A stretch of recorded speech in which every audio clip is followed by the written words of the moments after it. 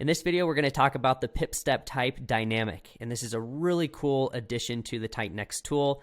And if you come in here to your settings and for the pip step type, if you choose dynamic here, then the next thing that you're going to want to choose is how many levels do you want to budget for. So you can ignore the pip step, that's for the fixed pip step type, but for dynamic, we're going to pay attention to budget for levels and enter in here the number of levels that we want to budget for.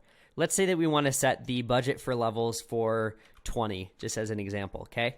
So let's say you have dynamic pip step is on, and you want to budget for 20 levels, okay? Let's just look at a quick example of how this would work. So here we have Euro USD and we have USD CHF. And the way that it works is the dynamic pip step is based on the ATR. And if you want to look more into exactly how it calculates the ATR and the averages of what it's calculating and all that, you can read about that in the settings document. But let's just say that it calculates and says, hey, the average range of, the last few candles is 100 pips.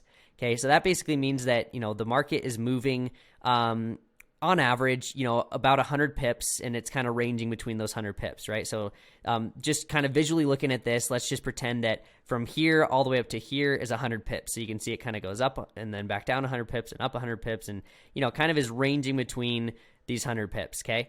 So that's kind of like the range. Let's just say it's 100 pips. Okay, so what we want to do is ideally we would want to use the dynamic pip step to budget for those 100 pips, because as we know, as the market moves against us, let's say that we're getting in sell trades here. As the market's moving up, we're getting into more and more sell trades, deeper levels, and waiting for it to swing back just like it does here. So if we know, hey, on average it's moving, about 100 pips before it swings back, then we want to budget for that 100 pips.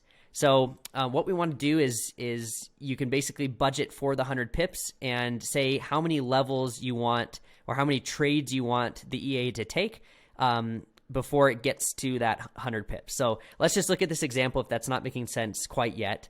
Let's say that you wanted to budget 20 levels, just like I put here in the setting. Let's say that you put 20 for the budget for levels. It's going to take the ATR, it's going to calculate that in the background. It's going to say, hey, it's 100 pips is the range. And if you're doing 20 levels, then we're going to have 5 pips between each trade. So that's going to be a 5 pip step.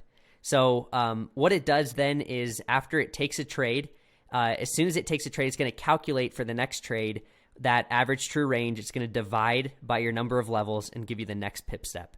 So maybe, after it opens the next trade, maybe the ATR changes to 105 pips. And so now it's got to divide that 105 pips divided by the 20, and that's going to give you a slightly larger pip step than 5.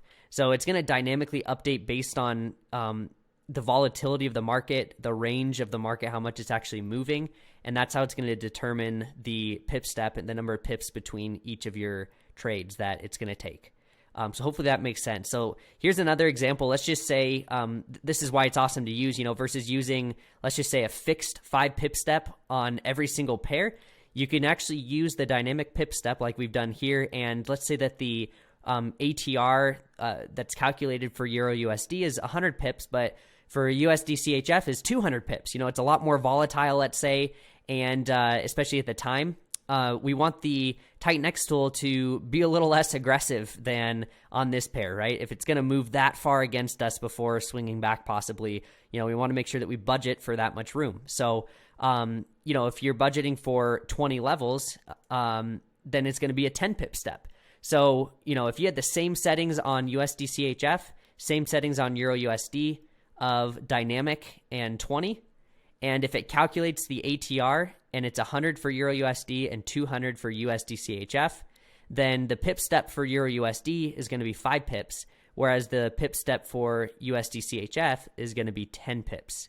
So you can see how, based on the volatility of the market, the average true range of that pair at the time, it's going to calculate the pip step based on the number of levels that you want to budget for. So, for you to get this down to 5 pips like Euro USD, you'd have to budget for 40 levels, and it'd have to take, 40 trades at 5 pips between each trade to get to those 200 pips. So hopefully that makes sense of how the dynamic pip step works. If you don't understand or you want to understand how the ATR is calculated, it's written out in the document that you're probably on right now. And So you can dive a little bit deeper into how that's calculated, but basically in the background, it's going to be calculating that ATR for you. And then based on your setting here that you put for the number of levels that you want to budget for, it's going to divide that range by those number of levels to give you that pip step between each level or trade that you're taking. So hopefully that makes sense, and I'll see you in the next video.